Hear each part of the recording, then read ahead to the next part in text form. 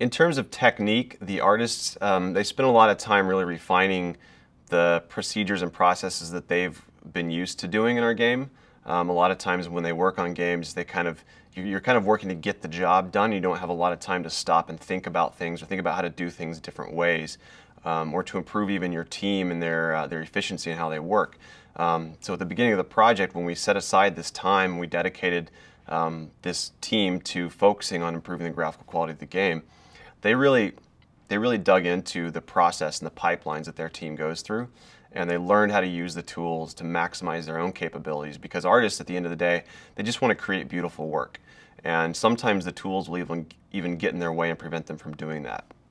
So this time really afforded them the ability to dig into the tools, learn how to use them the most efficient way possible, to train the team up, to educate them to actually be the best that they could possibly be, so that they could realize their full potential as artists. And I think you really see that shine through when you look at some of the levels that have been produced up to this point.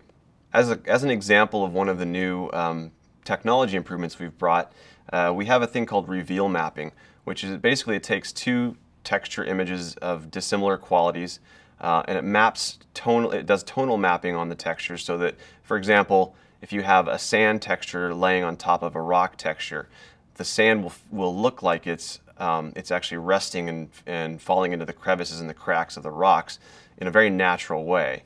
And we call this reveal because it's a way of blending textures together in a way that we've never had before. When you multiply that across the entire environment in the game, then you get the result is a much more photorealistic and believable setting.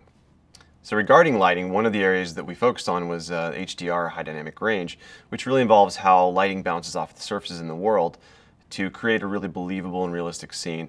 For example, when a light comes into a window or a door, you're going to see that light filtering into the room. It's going to bounce off of the walls, it's going to bounce off the table, it's going to bounce off of all the objects in a room, and it's going to feel like you're going to get this intensity of shadows, where you might get some darkness in the corners, which a lot of times we refer to as ambient occlusion.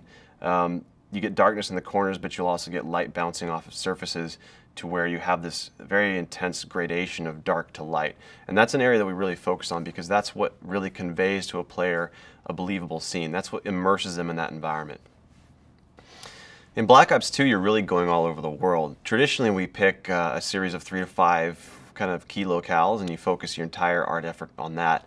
But with this game, we challenged ourselves in new ways, and we're really pushing the limits, because you are going to literally be traveling all over the world. You're going to be going to places that are diverse. You're going to be going to different times that are diverse from one another, and all of this you can only sell with the artistic vision of the game.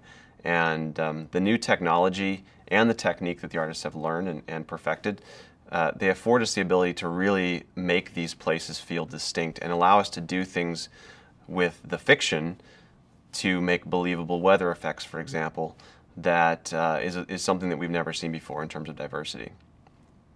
Lighting it's not just about the light, it's about the dark as well. And in order for us to get that really contrasty kind of scene where you feel like you're going from real deep dark shadows into extremely bright and hot white lights, we also have to focus on the shadow technology. And for the first time ever, we've actually been able to do shadows within shadows, which if you look at a realistic scene, you look in the environment, you're going to see shadows on shadows, because there are gradations of light and there's light that bounces off of surfaces that has an impact on that. So that's something that, even though it seems kind of on the surface as a small thing, as a small change, it's actually a massive improvement. When you take the entire scene in, you see the shadows within the shadows, you see the gradations of the dark, you see the gradations of the light, and it makes the scene really feel alive.